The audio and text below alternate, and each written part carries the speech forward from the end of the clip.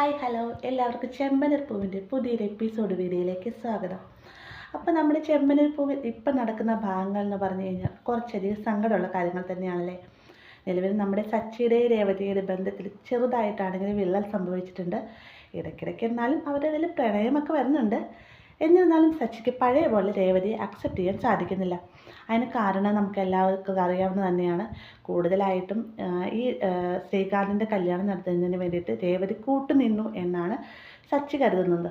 അപ്പോൾ ആ ഒരു ശ്രീകാന്തിൻ്റെ കല്യാണം നടന്നെന്ന് അറിഞ്ഞിട്ടാണല്ലോ നമ്മുടെ സച്ചിയുടെ അച്ഛന് പാടില്ലാതാവുകയും ഹോസ്പിറ്റലിൽ അഡ്മിറ്റ് ആവുകയും ചെയ്ത്. അപ്പോൾ തൻ്റെ അച്ഛന് ഈ ഒരു അവസ്ഥയിലേക്ക് വന്നത് രേവതിയും കാരണക്കാരിയായല്ലോ എന്നൊരു ദേഷ്യം തന്നെയാണ് നമുക്ക് സച്ചിയിലുള്ളത്. അപ്പോൾ ഈ ഒരു പ്രശ്നങ്ങൾക്കിടയിൽ ഇപ്പം നമ്മുടെ സച്ചിയുടെ ജോലി നഷ്ടപ്പെട്ടിരിക്കുകയാണല്ലേ. പല എടുത്തു വന്നിട്ടും ട്രാവലറിലൊക്കെ ചെന്ന് വണ്ടി ഓടിക്കുന്ന കാര്യം ഡ്രൈവറായിട്ടുള്ള ജോലിക്കൊക്കെ സച്ചി അന്വേഷിച്ചെങ്കിലും ആരും തന്നെ സച്ചിയെ ജോലിക്ക് അയറ്റുന്നില്ല. അതിനുള്ള കാരണക്കാരനാണെങ്കിലും ആ പലിശക്കാരൻ തന്നെയാണല്ലേ. അയാൾ ഒരു മീറ്റിങ്ങിൽ തന്നെ എല്ലാവരുമായിട്ട് പറയുന്നുണ്ട്, സച്ചിക്ക് ആരും തന്നെ ജോലി കൊടുക്കരുത്, കൊടുത്താൽ തന്നെ ഇവിടുത്തെ അംഗത്വം നഷ്ടപ്പെടും. മാത്രമല്ല പല ഏജൻസികളും ഇയാളുടെ കീഴിൽ വർക്ക് ചെയ്യുന്നതുകൊണ്ട് തന്നെ ഇയാൾക്ക് നല്ല പിടിപാടുണ്ടല്ലോ മുകളിലേക്ക്. അപ്പം അങ്ങനെയൊക്കെയുള്ള കാരണങ്ങളോട് തന്നെ സച്ചിക്ക് ആരും തന്നെ ജോലി കൊടുക്കുന്നില്ല.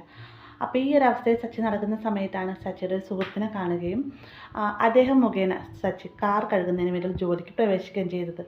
അപ്പോൾ അങ്ങനെ മുന്നോട്ട് പോകുന്ന സാഹചര്യത്തിലാണ് നമ്മൾ ഈ കഴിഞ്ഞ ദിവസത്തെ പ്രമോയിൽ കണ്ടതാണ് രേവതി എല്ലാ സത്യങ്ങളും തിരിച്ചറിയുകയും സച്ചിയെ ചെന്ന് കെട്ടിപ്പിടിക്കുകയും ചെയ്യുന്നുണ്ടല്ലേ. അപ്പോൾ ഇനി ഞാൻ പറയാൻ പോകുന്നത് ചെമ്പനീർ പൂവിൽ നടക്കാൻ സാധ്യതയുള്ളൊരു കാര്യത്തെക്കുറിച്ചാണ് കേട്ടോ. നമ്മുടെ സച്ചിയുടെ വണ്ടി മേടിച്ചിരുന്ന അദ്ദേഹം അങ്ങോട്ടേക്ക് വരികയും സച്ചിയെ കാണുകയും ചെയ്യുകയാണെന്നിരിക്കട്ടെ. അങ്ങനെ എന്തായിരിക്കും സംഭവിക്കുക? തീർച്ചയായിട്ടും സച്ചിയുടെ ഈ അവസ്ഥ കണ്ട് അദ്ദേഹം കാറ് മേടിക്കാൻ തയ്യാറായി. അതായത് അച്ഛൻ അസുഖം വന്ന സമയത്ത് യാതൊരുവിധ പേപ്പറും കാര്യങ്ങളില്ലാതെ തന്നെയാണല്ലേ സച്ചിയുടെ വണ്ടി അദ്ദേഹം മേടിച്ചുകൊണ്ട് പോകുന്നത്. അപ്പോൾ ഈ ഒരു അവസ്ഥയിൽ സച്ചിയെ കാണുന്ന സമയത്ത് തീർച്ചയായിട്ടും അദ്ദേഹം തന്നെയായിരിക്കും സച്ചിയെ സഹായിക്കുക.